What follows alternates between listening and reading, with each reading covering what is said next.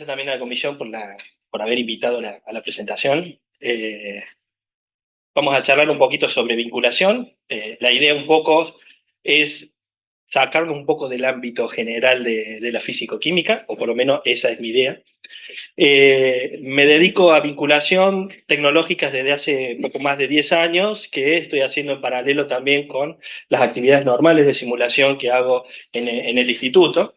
Y bueno, esta presentación va a mostrar un poco un time list, digamos, de estos últimos 10 años y cómo a partir de ahí hemos sacado algunas conclusiones que en definitiva le hemos llamado lecciones aprendidas, que quiero compartir un poco con ustedes. Como esta temática de sostenibilidad y de planificación muchas veces no son muy comunes en los ciclos, haremos una pequeña introducción de algunos conceptos generales para pasar a ver el marco teórico en el cual nos desenvolvemos nuestro grupo de investigación, que es el modelo de investigación, desarrollo y transferencia tecnológica, y luego veremos algunos casos de articulación de los últimos años para finalmente poder hablar o discutir un poco de estas lecciones aprendidas, que es algo más bien personal, mucho más de llegar a una conclusión, ¿no? Quizás la planificación energética en la actualidad centra el rol en las personas, centra el rol en la sociedad. Y el objetivo último de una planificación es que la comunidad, que las personas tengan una mejor calidad de vida. Cuantificar la calidad de vida es muy difícil, tiene muchos aspectos, muchas aristas. De hecho, hay un montón de indicadores, todavía tampoco hay algo convergido a nivel internacional de cómo cuantificar eso. Sin embargo, hay algunos indicadores, este es uno de los tantos que existen, se llama Índice de Desarrollo Humano. Es un índice que permite monitorear entre 0 y 1, mientras más cercano a 1 esté, más calidad de vida tendremos, si me permiten un poco digamos, el resumen de todo lo que implica calidad de vida, mirando solamente aspectos que tienen que ver con una vida larga, cuantificada, por ejemplo, con la expectativa de vida. Ahí está puesto en Argentina cuánto es la expectativa de vida en el 2022. También el acceso al conocimiento.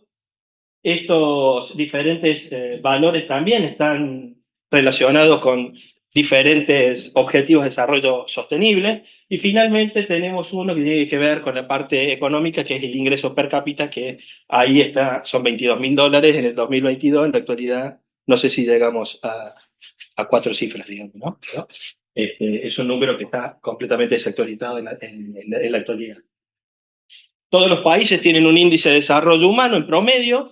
Aquí pueden observar la evolución desde 1900 hasta el 2022 y se califica, de acuerdo a este índice, en 4 regiones.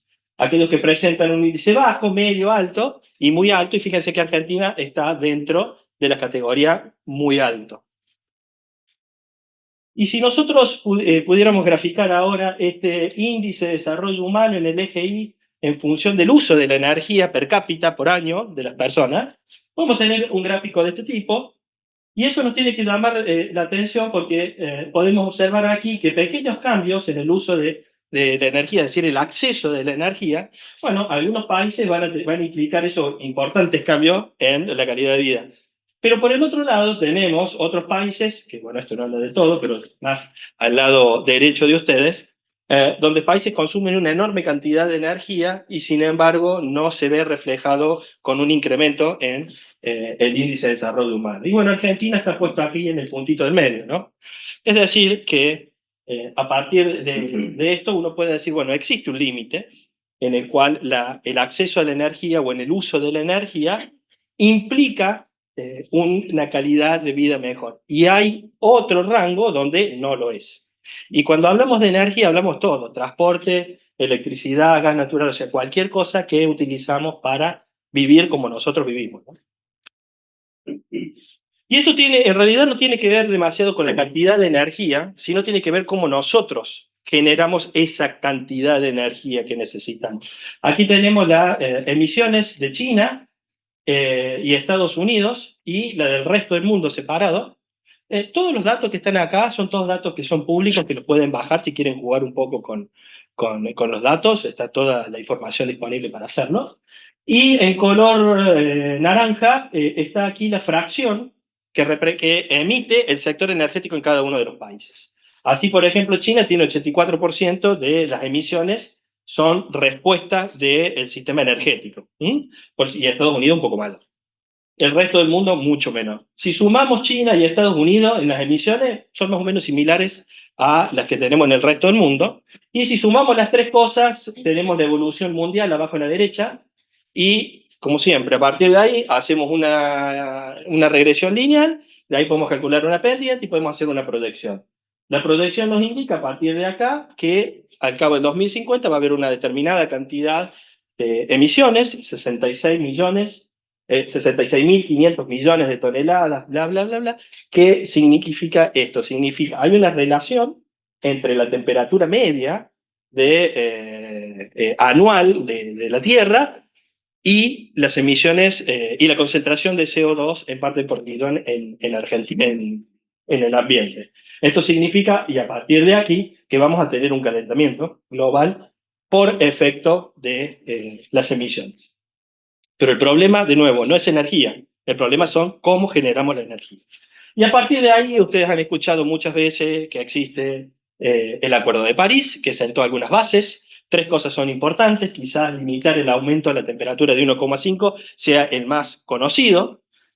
El otro importante es que existen las contribuciones determinadas a nivel nacional. Ahora los países están obligados a informar y poner muchos datos a disposición de Naciones Unidas. Son 400, 500 páginas más o menos, todo detallado de las emisiones por sectores, de las políticas públicas, etc. Eso se cuantifica y se lleva a nivel mundial y de ahí hacen las proyecciones para poder decir cuáles son los caminos, cómo venimos avanzando en función del cambio climático. Y una cosa muy importante con esto tiene que ver que se acuñó por primera vez la palabra adaptación. La palabra mitigación está asociado al concepto de decir no emito dióxido de carbono. Sin embargo, la palabra adaptación es mucho más cruel y más, para mí, en mi caso, mucho más importante. La humanidad acepta que el cambio climático ahora va a generar muertes. Y las acciones que tenemos, estamos hablando de 2015, no este año.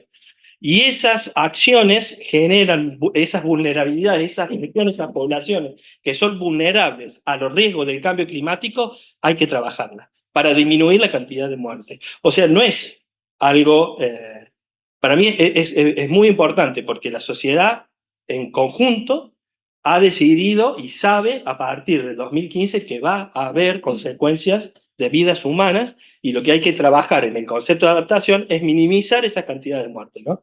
Es un concepto mucho más importante y mucho más peligroso que limitar 1,5 grados la temperatura terrestre. Y, por ejemplo, y del otro lado también tenemos los objetivos de desarrollo sostenible, que también ya los conocen. Si uno ingresa a ellos, van a ver que aparte de los 17 objetivos, hay metas y hay formas de cómo uno puede calcular, perdón, cómo puede trabajar sobre estas metas. Hay indicadores para que los países puedan seleccionar qué tipo de metas querer seguir y adecuárselo a sus intereses personales. O sea, me parece que hay muchas cosas hechas en el mundo y desde hace casi 10 años. Entonces, a partir de este concepto, definimos lo que es la sostenibilidad energética, es aquella energía capaz de cubrir las necesidades actuales, pero sin comprometer los recursos actuales ni del futuro. Hay tres cosas que son importantes: la seguridad energética, que el suministro tiene que estar y las tarifas tienen que ser adecuadas. Tiene que ser razonable, algo que está bastante de moda y podemos discutir un montón sobre esos aspectos. No solamente a la gente, digamos, y a las personas que vivimos en una región, sino también para que la industria pueda ser competitiva y tener un crecimiento industrial y todo sea armónico en el crecimiento. Por supuesto, nada va a estar hoy en día, todo, la parte ambiental cruza todo, ¿no? Entonces, ya es por default no hay ningún proyecto hoy en día que se pueda ejecutar si va en contra de algún interés o tiene algún impacto no controlado. Por el otro lado, una planificación energética es un concepto, un proceso dinámico para elaborar políticas públicas en función de un determinado objetivo. ese objetivo que se encuentra hacia futuro tiene que estar basado en una disponibilidad local. Sabemos que Argentina tiene muchos recursos renovables y fósiles, bueno, tenemos que echar mano de eso. Tiene que ser proyectada, tenemos que considerar el crecimiento poblacional, el crecimiento de la industria, tenemos que considerar el desarrollo de nuestra propia soberanía energética, etcétera, etcétera, etcétera. Tiene que ser planificada y tiene que ser dinámica y flexible porque tiene que adaptarse a los cambios tecnológicos. Van a ir surgiendo nuevas tecnologías para generar energía y todo ese combo tiene que estar metido a la hora de realizar una planificación energética. Hay mucha cantidad de organizaciones internacionales que tienen sus propios datos, sacan sus propias conclusiones en función de su horizonte a futuro que quieren llegar. En este caso particular estamos viendo la Organización Latinoamericana de Energía, en el cual ha monitoreado durante muchos años los perfiles de políticas públicas de todos los países de América Latina y el Caribe, y ha determinado algunas barreras que están presentes en esos países, barreras para poder tener lo que se conoce como una transición energética justa o renovable o sostenible, como ustedes quieran llamar. Y fíjense que acá están las 7 dimensiones más, que sobresale de eso. Entonces, sistema político, autoridad energética, el ente regulador, el operador, no está ni la tecnología, no está la ciencia. ¿A dónde está el problema para poder interaccionar o poder bajar una política energética adecuada? En la gestión. En articular todos estos tipos de actores que en principio están trabajando de forma descoordinada. Por supuesto, no todas las dificultades estas que están aquí están presentes en todos los países, en algunos están presentes, en otros también y en diferentes proporciones. Entonces, todo eso que hace un combo multidimensional y bastante complejo de trabajar, y hace falta un marco teórico para poder comenzar a trabajar sobre la planificación energética. Y quizá ustedes conozcan el famoso triángulo de Sábato, un triángulo que postula la existencia de una estructura científico-tecnológica productiva, en el cual cada arista de este triángulo está ubicado sectores, el sector empresarial, las universidades y el Estado, y la articulación entre estos 3 aristas debería producir una área científica tecnológica aplicada a la industria local. Por supuesto, esto fue generado en los años 70. En la actualidad, hoy eso se ha puesto un poco más complejo porque han aparecido nuevas aristas. Estas nuevas aristas tienen que ver con el rol de la sociedad, con el rol del ambiente. Ya ningún proyecto puede dejar de lado estos dos conceptos. Hoy se habla de pirámide más que de triángulo, y han surgido las interacciones entre cada uno de los nodos, surgen algunos, quizás que hayan escuchado nombrar, como la responsabilidad social empresarial, la interacción entre las empresas y la sociedad, y la responsabilidad social universitaria es algún concepto un poco más nuevo, que es el mismo concepto que el empresarial, pero para el sector universitario, es decir, nuestro sector. Bajo este esquema vamos a ir mirando entonces ahora un poco la trayectoria, cómo hemos transitado esta y lo que hemos aprendido en esta vinculación que hemos tenido con el medio, con el sector productivo, con el sector gubernamental. Lo primero que vamos a analizar es la interacción entre empresas y universidades. Vamos a ver algunos ejemplos. No sé si todos me conocen o no, pero en 2013 más o menos estuve incubado en la incubadora de empresa aquí de la UNC con una idea de empresa de base tecnológica que terminó en una fundación que después pandemia se encargó de cerrar, está bien, por los costos fijos. Crecimos un montón y estuvo muy bueno, pero lamentablemente condiciones externas que generaron que la tuviéramos que cerrar, pero eso nos permitió tener muchos contactos con empresas, con directores de empresa, y también tuvimos la suerte que nos invitaron a formar parte de una cámara empresarial en ese momento, y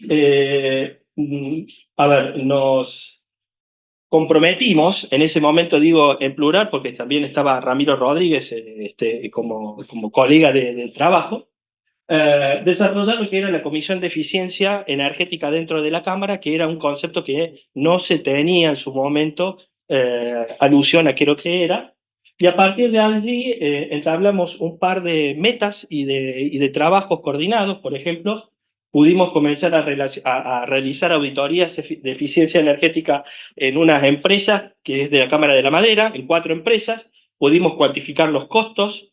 Este proyecto fue un proyecto bastante grande que lo hicimos con financiamiento de la agencia, de ADEC, de la Agencia para el Desarrollo Económico de Córdoba, y también el otro 50% vino de de ambas cámaras que ejecutaban el proyecto. Esto lo repetimos varias veces, lo repetimos en 2020 con la Cámara del Plástico, lo repetimos una tercera vez con la Unión Gráfica, y fuimos repitiéndolo en diferentes cámaras empresariales, y de esa forma pudimos llegar a una conclusión de que la eficiencia energética era posible, cuantificábamos los valores para poder ver que los ahorros eran sustanciales, y para que tengan ustedes una idea de lo que implica una auditoría energética, por ejemplo, aquí hay algunos números.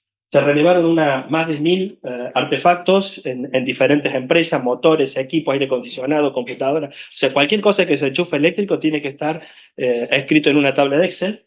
Se analizaron todas las facturas eléctricas, un montón de reuniones virtuales. En ese momento estamos saliendo de pandemia y estaba de moda, todo el mundo quería hacer reuniones virtuales, nadie quería hacer presencial. Termografía, llenamos de sensores de temperaturas y eléctricos a las empresas para conocerlas.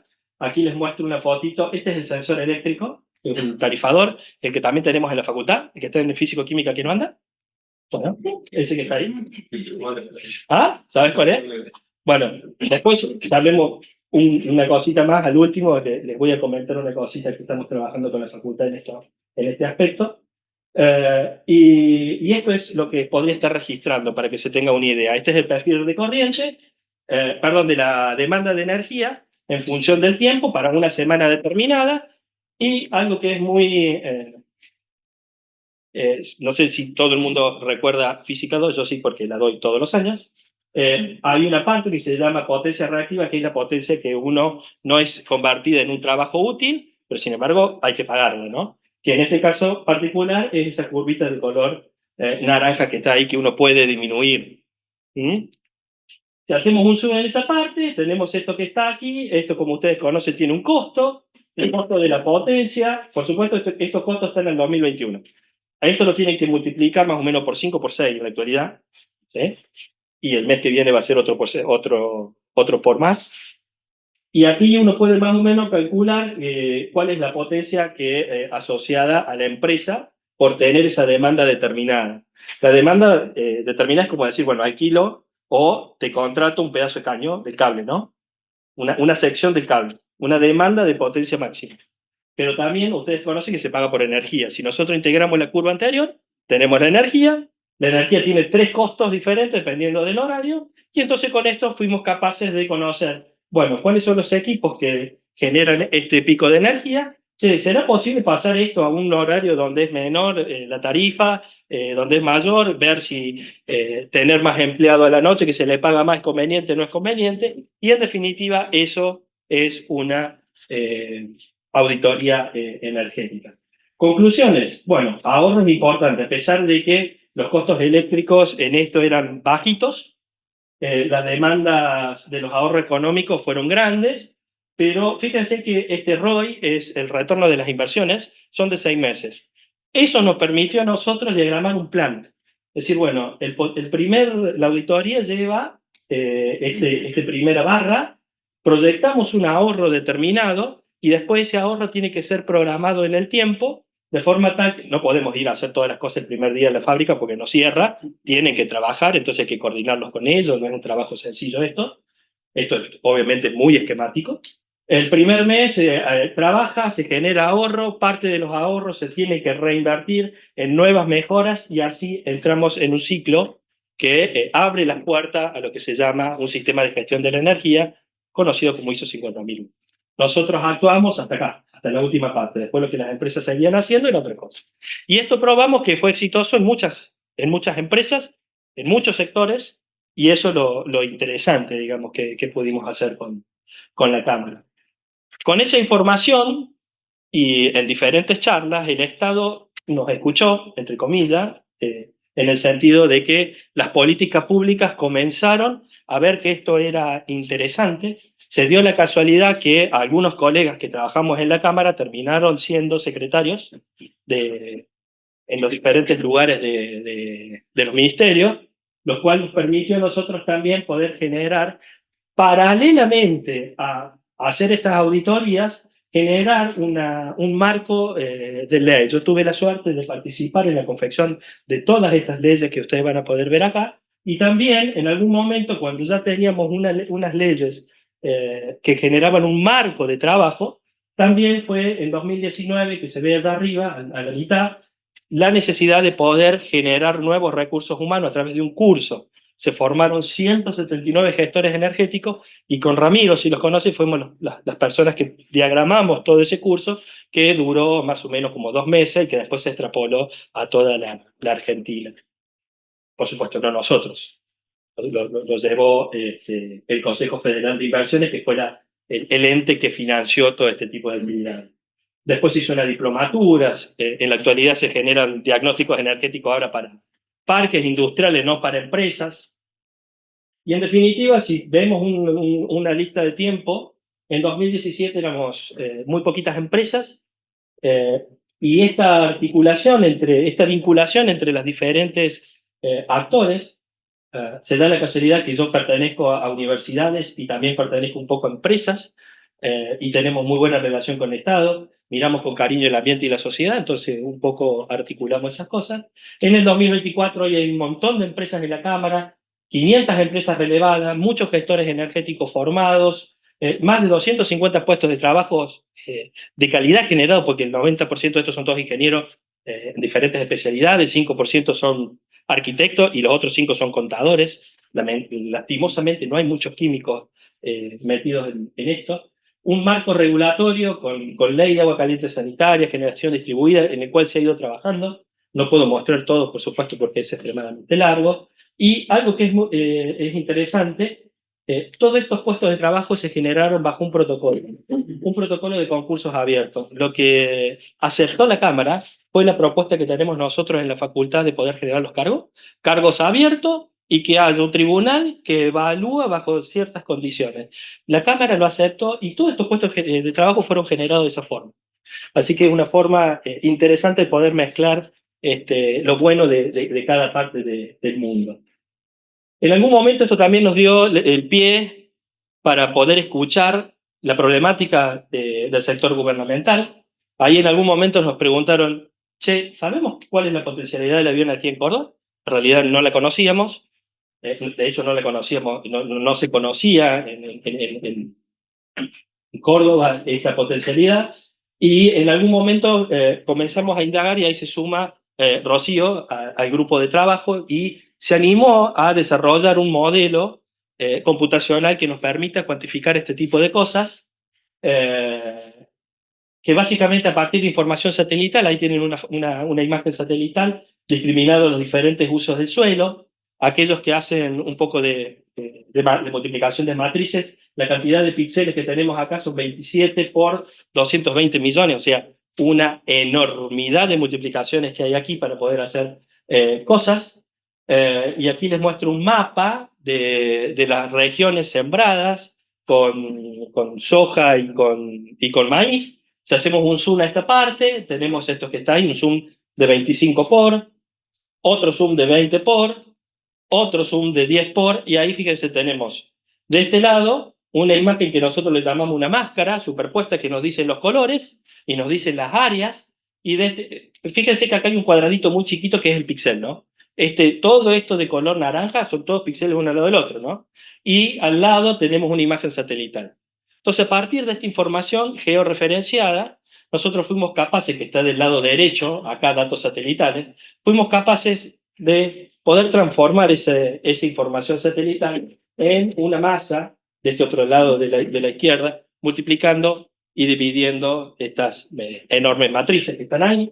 Y bajo un modelo, luego modelamos un determinado proceso industrial, fuimos capaces, un proceso industrial, saben ustedes que hay una química dando vuelta para la producción de biodiesel, de primera, de segunda, etcétera. No me pregunten por qué yo la modelo, no conozco nada de mezclar, Así que podemos en una computadora cuantificar cuál es la potencialidad del biodiesel, del bioetanol, de primera, de segunda, de residuos chip. Y hay una cosa que es interesante, hay términos como un término que calculamos y determinamos una proporción de la biomasa tal que no afecte la físico-química del suelo a mediano y largo plazo. Como ven, es la única palabra que tiene mi presentación de química, ¿no? De la físico-química del suelo. Estos sistemas de información geográfica también nos permiten a nosotros ir acoplando diferentes información. Nuestro objetivo era instalar una bioplanta en los mejores lugares. Había lugares donde no se pueden instalar, por ejemplo, el Mar Chiquita no. Entonces, tendríamos que sumar muchos mapas conteniendo las rutas, las zonas urbanas, las zonas industriales, etcétera, y de forma tal de poder definir un mapa que es el del centro con sí y no. Acá se puede instalar, acá no se puede instalar. Luego utilizamos algoritmos de optimización de ruta, la biomasa se encuentra dispersa y es la única energía renovable que tiene que juntarse en algún lugar para trabajar. Utilizamos algoritmos de optimización para eso y quizás lo que conocen un poco más de los algoritmos, perdón, voy a ir un poquito más arriba. Los algoritmos que usamos acá son los mismos algoritmos que usaba yo en mi tesis. Eh, Esto es una superficie y cada uno de sus puntitos es un átomo.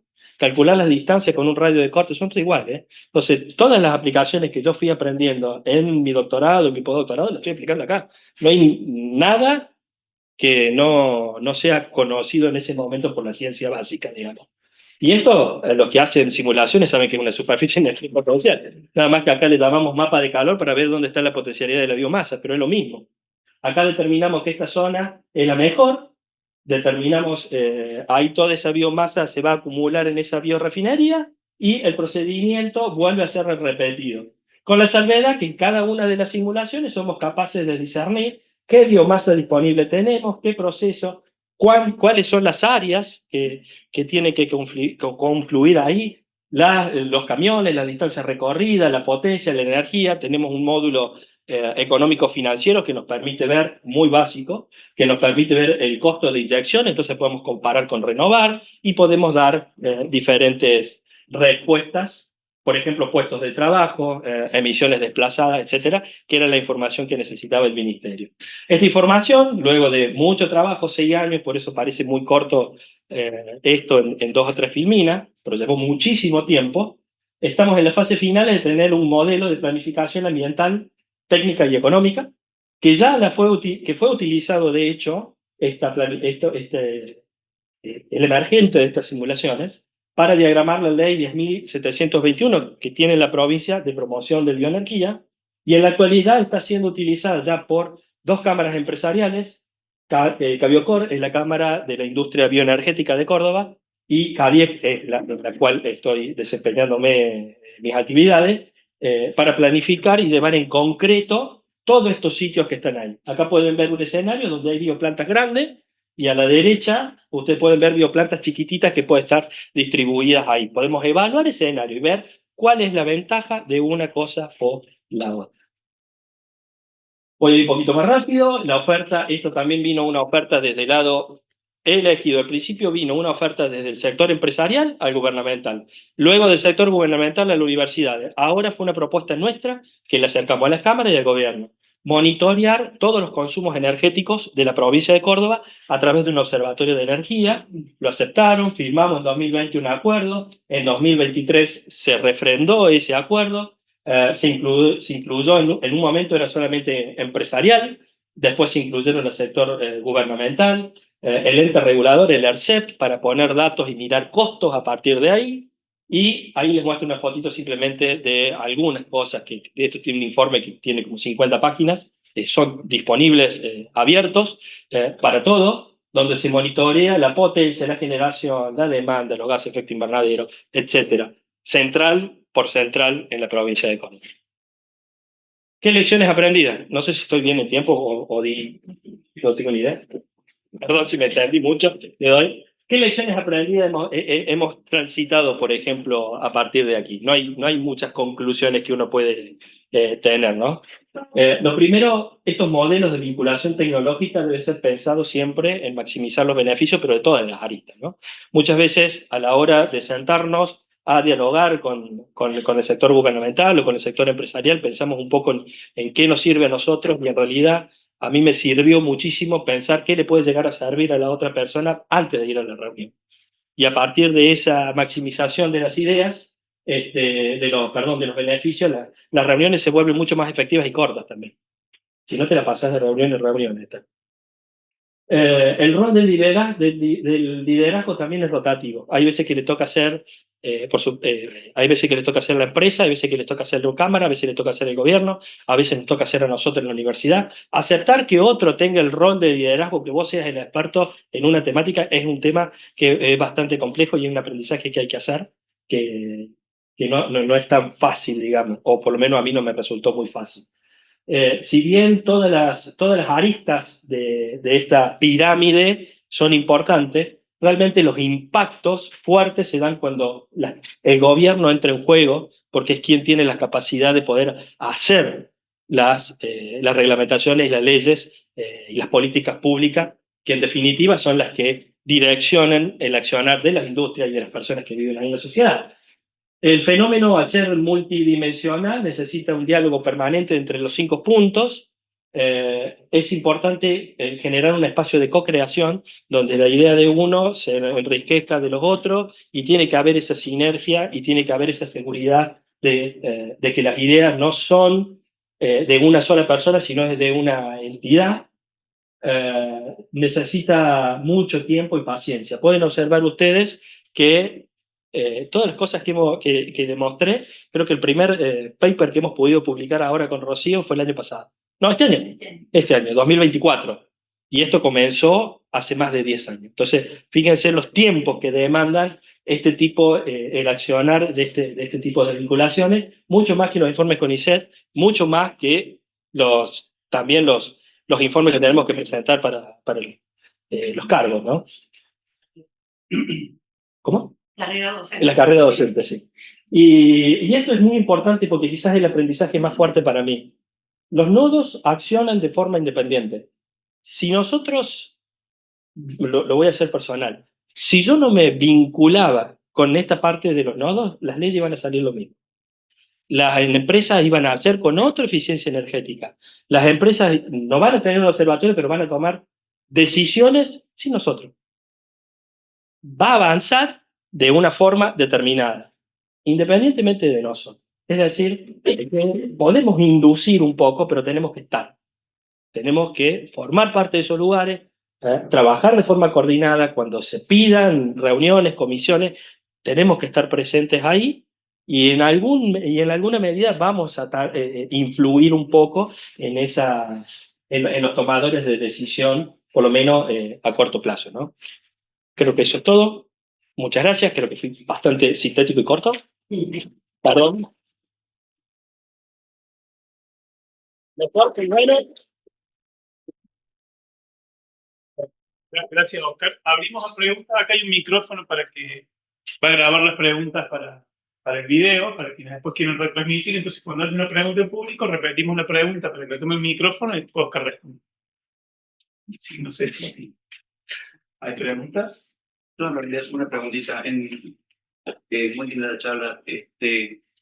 Al último, la parte de la disponibilidad de biomasa en tu mapita, en el mapita de Córdoba, digamos, lo que aprendimos todo en Puerto Grande. Tenemos toda la pampa húmeda, la pampa seca, de toda la parte seca de Córdoba, ¿no?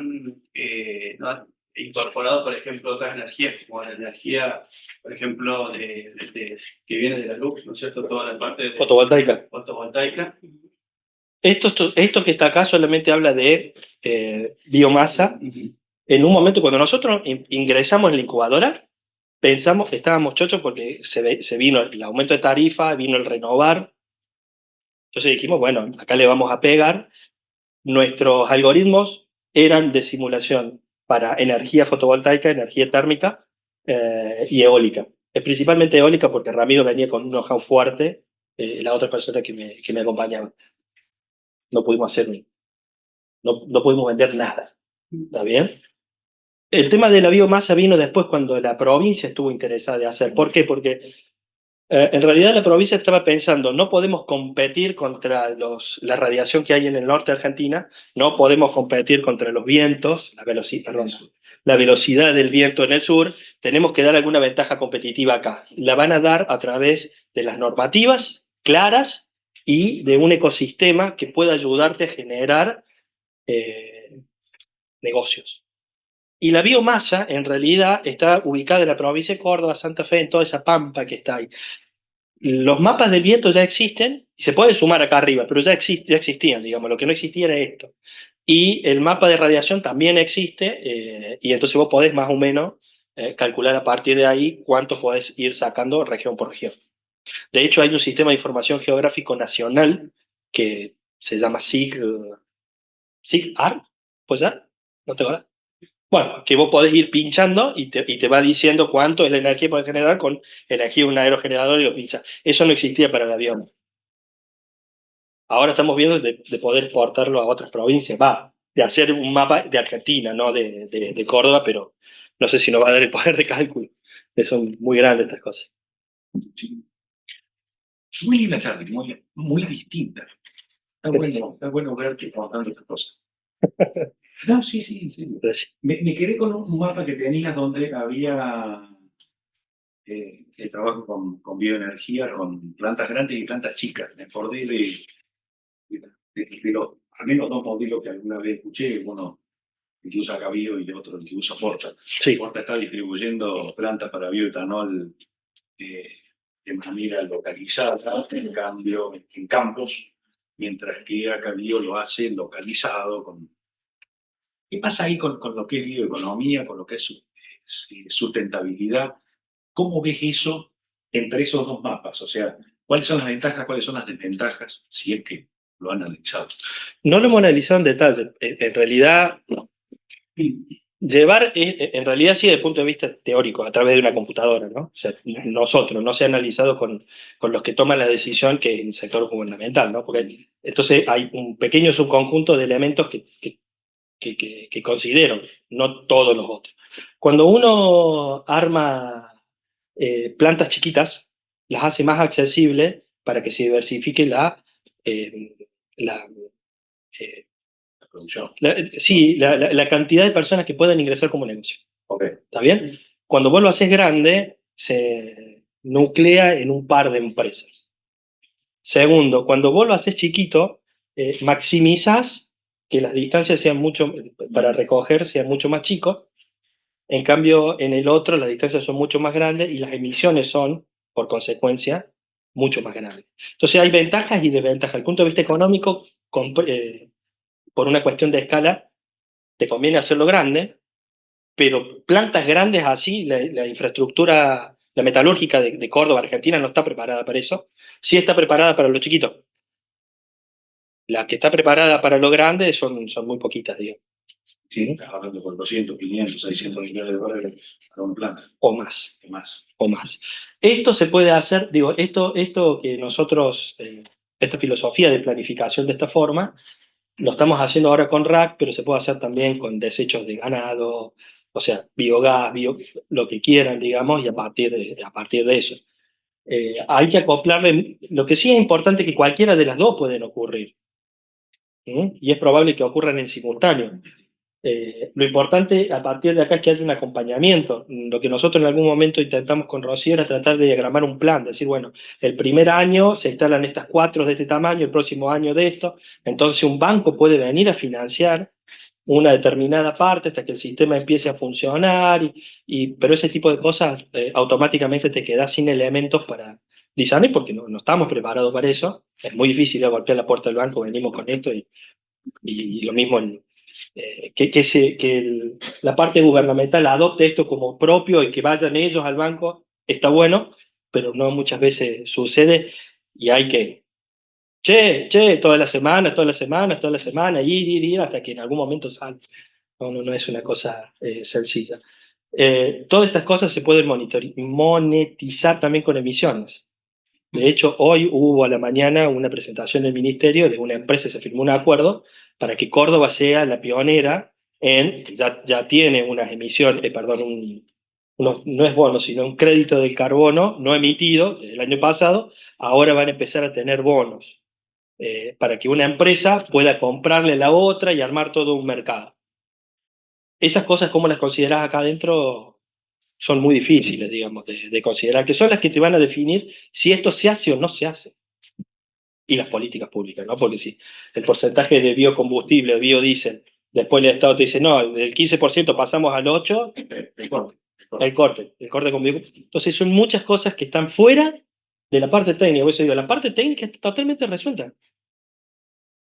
La parte política de la cuestión, no lo digo yo, lo dice la Olade que te mostré hace un ratito, ponerse de acuerdo en las personas es lo más complicado para cualquier desarrollo sostenible. No hay nada que hacer ahí. Muchas gracias. Bueno, Gaby, después Ale. Perdón, no. Genial, me encantó. Gracias. Me encantó aprender un poco de esto, porque es un aprendizaje nuevo, una visión que vemos o la comentamos o la criticamos, pero sin a veces contenido desde nuestro punto de vista, ¿no? De nuestra formación. Me encantó ver cómo la información que vos tenés y que nos transmitiste proviene de un fundamento académico, digamos, de la química o de la fisicoquímica. Ese mensaje me interesó mucho. Mi pregunta va a ver, dentro de lo que uno puede decir, en cuanto a las auditorías y tratamientos de las empresas, a ver si entendí bien, hay muchas que quedaron afuera en el análisis. O sea, a lo que voy es, la información que presentaste o que mostraste un poquito, viene de un porcentaje de empresas chicas y grandes, de todas, o sea, porque a veces esa información están incipientes o desaparecieron esas empresas, y entonces nos queda un número, ¿no? Que es como un... eso por un lado, y la otra es, ¿cuán grave estamos en emisiones hoy en Córdoba? Ok. Si se puede, sí. De nuevo, con algunos elementos. A ver si podemos ir para atrás. Esto que mostré acá, que son las curvas de demanda, Sí. esto que está acá, esto es de una sola empresa. Esto es de una sola empresa un solo día. Esto se monitoreó los 365 de años, entonces una cantidad de una base de datos gigantesca. Y acá hay que empezar a hacer estadística, digamos, ¿no? Pero nada que no haya aprendido la tesis a hacer estadística y hacer cosas, digamos. Cada perfil de esto es diferente, ¿no? Y acá hay 5 en 5 empresas, las 5 fotos son 5 sensores en 5 empresas, tomadas, esto también es de una sola, de esta última, ¿no? De UGAR. Cuando nosotros nos vamos, por ejemplo, UGAR tiene muchas, no son electrodependientes, sino que tienen una cantidad muy grande de desperdicios de papel y de tinta. Tiene máquinas que son extremadamente viejas, y de hecho ya no saben si continuar, porque con toda la digitalización no saben qué hacer, porque han perdido mucho terreno, que no es nada que ver con la cámara de plástico, que son electrointensivos, que tienen que quemar un montón de cosas y que gastan una enorme cantidad de energía. ¿Qué es uno cada otro? Es un traje a medida que uno tiene que ir haciendo a cada uno de ellos, y dentro del ciclo productivo de la cámara de plástico son totalmente diferentes, porque hacen los que hacen una técnica para modificar el plástico y darle una forma, otros utilizan otros utilizan otra tecnología en función del gas, otro eléctrico. Entonces, cada mundo es una cosa en particular, por lo menos lo que hicimos nosotros. Después de esto, el Estado lo hizo mucho más grande, lo llevó a 500, acá, a 500 pymes allá arriba. Sí. Y estas 500 pymes se anotaron, recibieron la auditoría gratis de los 179 gestores. Ese fue el trabajo final de los gestores que fueron a hacer esa auditoría. Esa información de las 500 nos las tiene el Ministerio, no las tenemos nosotros, digamos. Siempre se las pedimos para poder hacer un análisis un poco más global, sectorizado y cosas, pero hoy en día los datos y la información son importantísimos. Sí. Así que no es tan sencillo. Y respecto de las emisiones en general, en Córdoba están El observatorio en la parte de abajo nos han pedido los datos hace 15 días porque están armando un mapa de CO2 en la provincia de Córdoba, pero eso va a estar de acá a 2 años. Y están usando los datos nuestros del observatorio, ¿no? Y eso está bueno. Pero Argentina en general no es un país que emita mucho. De hecho, el año pasado emitió negativamente. O sea, guarda mucho más CO2 que la que emite, digamos. Tiene mucha superficie, tiene mucha parte verde Argentina. No es un país que, que emita, que esté mal, digamos, para decirlo de alguna forma. Rodeado de Uruguay, que es uno de los países que más energía renovable tiene. Chile, que no tiene energía, entonces no le da el combustible fósil porque es caro, le da lo renovable. Paraguay y Brasil, que son muy dependientes de la parte hídrica, también son renovables. Entonces nosotros en América Latina no hay que mirar con...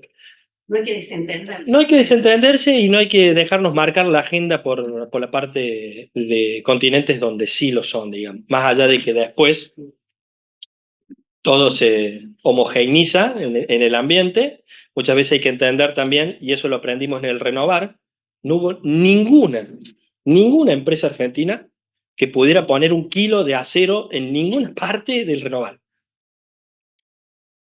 ¿Está bien? Entonces, ¿qué hicieron los argentinos? Cavaron los pozos, hicieron los cementos, y bueno, la tecnología la pusieron otros países. Entonces, cuando te dicen hay que tener mucho cuidado en una planificación, cuando te dicen, bueno, sí, lo fotovoltaico es todo chino, lo eólico es todo chino. Y bueno, nosotros hoy sufrimos importaciones, no tenemos desarrollo tecnológico. Muchas cosas fueron por las cuales nosotros nos fuimos por la parte agropecuaria, que es fuerte Córdoba, digamos, puede desarrollar.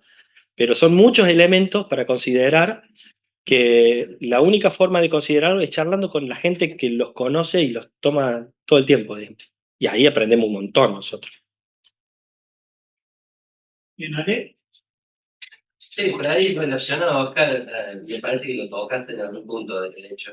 Me interesó esto del observatorio energético, que me parece una buena sinergia entre Estado, universidades y el sector privado. Pero también algunos hemos tenido algún acercamiento a los sectores privados, son bastante celosos de los datos que generan. Vos lo dijiste, digamos, los ministerios no te abren muchas veces datos. ¿Cómo se logra eso para que sea representativo? O sea, vos teniendo acceso a los datos energéticos de una empresa sabes un montón sobre el desempeño. Sí. Y yo supongo que hay una cuestión de privacidad ahí muy fuerte. Sí, quizás se entendió mal el tema del observatorio, ahora lo aclaro. Cuando nosotros hacemos auditorías, es más, una vez auditamos una empresa que es la encargada de hacer los billetes, ¿no? Entonces imagínate, la cantidad de acuerdos de confidencialidad que tuvimos que firmar, incluso hasta para mandar correo electrónico. Se firman esos acuerdos para que vos no tengas disponibilidad de esos datos. El tema del observatorio, lo que nosotros hacemos, utilizamos técnicas de programación, digamos. Chupamos datos en la web de Camesa, que es un ente que genera mucha información, de la provincia, o sea, son todos datos disponibles, libres, un montón, todos en diferentes protocolos de escritura, algunos puntos, coma, Excel, los unificamos a todos y generamos una base de datos a partir de eso, que son metidas en los Power BI, digamos, para que las otras personas los puedan ver con indicadores, pero es todo lo que hacemos, no estamos mapeando industria por industria. Ojalá pudiéramos hacer eso. Nunca lo vamos a poder hacer. No.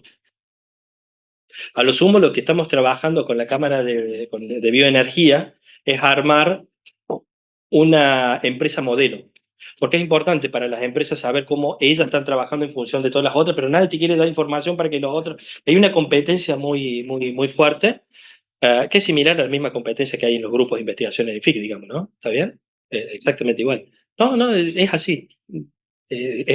Cuando uno empieza a comparar una cosa con la otra, los grupos de personas, los problemas se reducen casi a lo mismo, es así.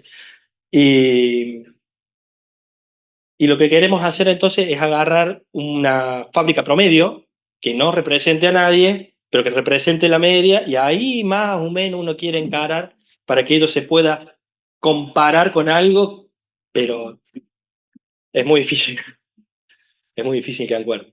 Bueno, ni hablar si uno les pide unos mangos para comprar algo, ¿no? Sí, es como el IFIC. Es como el EPIC. Además, por favor, mira que tiene el mapa de Córdoba, donde hoy es mostrado que si tenía una empresa grande, las distancias se alargaban. Si yo ponía varias empresas, es perfecto. Entonces, ahora quisiera ver, y esto pregunto porque no sé, en términos de productividad, ¿qué conviene más? Tener algo, una empresa instalada logísticamente muy bien y que abastezca una gran área, o tener, digamos, una cantidad de empresas más pequeñas que me abarquen una mayor área, por lo cual yo de alguna forma reduzco la distancia entre de donde extraigo el material para hacer, entiendo yo, bioetanol. Y ahora la otra pregunta es, no solamente en cuanto a términos de cuánto bioetanol o cuánto me van a producir, no en cuánto va a ser la eficiencia, si qué va a ser más eficiente a la hora, no solo de elaborar el producto, sino a la cantidad de energía que usa. Ujú. Digo, no sé si es también con mi pregunta, pero digo, una cosa así, más Sí. o menos medido. Sí, de hecho hemos calculado esas cosas, digamos. Por ejemplo, trabajar con residuos agrícolas de cosecha o trabajar, por ejemplo, para poder chipearlo y transformarlo en energía eléctrica, tiene un costo. Agarrar el maíz, el grano de maíz, y convertirlo en bioetanol de primera, tiene un costo. Después de ese bioetanol meterlo en otra central térmica para quemarlo y generar electricidad, tiene otro costo. Lo mismo con el biodiesel, ¿está bien? De soja, cada uno tiene su costo. Nuestras simulaciones, que no es, de nuevo, es un pedacito muy chiquitito, es mucho más beneficioso para el inversionista quedarse en bioetanol, no ir a quemarlo y producir energía eléctrica. El problema está en que cuando vos haces bioetanol, estás condicionado a una reglamentación nacional y no provincial, en el cual tenés que ir a hacer un corte y mezclar lo que estás produciendo con la parte fósil. Y esas habilitaciones para Córdoba, que está en la vereda del frente políticamente, no están saliendo. Entonces, ¿qué es lo que te conviene? No sé. ¿Está bien? Nosotros del algoritmo este no es que te decimos qué te va a convenir. Nosotros elaboramos propuestas y lo que tiene que tomar las decisiones es el sector gubernamental. Vamos por este lado o por el otro lado. ¿Qué está haciendo? ¿Qué vuelta le encontró en la ley 10.721? A hacer lo que se llama autoconsumo. Es decir, que una empresa pueda generar el biodiesel y te lo pueda donar a la otra.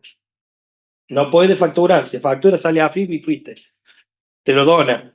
Y esta en compensación te da una rueda de un tractor. Un trueque interno. Bien. ¿Está bien? De esa forma pueden generar todas las bioplantas en la provincia de Córdoba.